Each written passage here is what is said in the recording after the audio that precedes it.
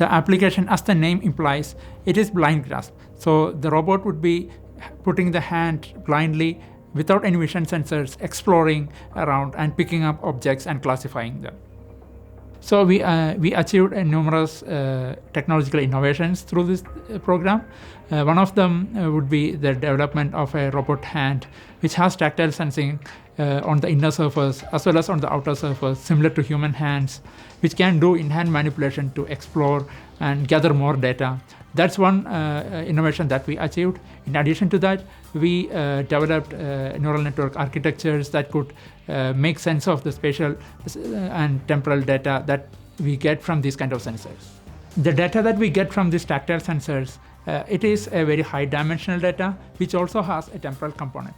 So we make use of AI techniques to make sense of this data and detect what kind of object that we are having in the hand. One of the features that we used of the LBR IVA is the joint torque estimation. We used it to estimate contacts or collisions with the environment so that we can explore it in a much better way.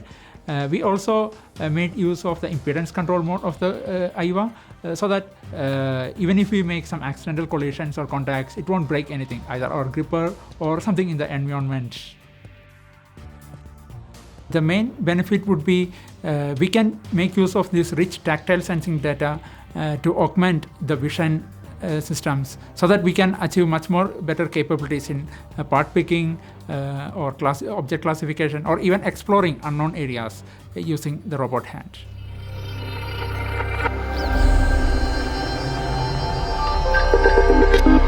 Industrial intelligence.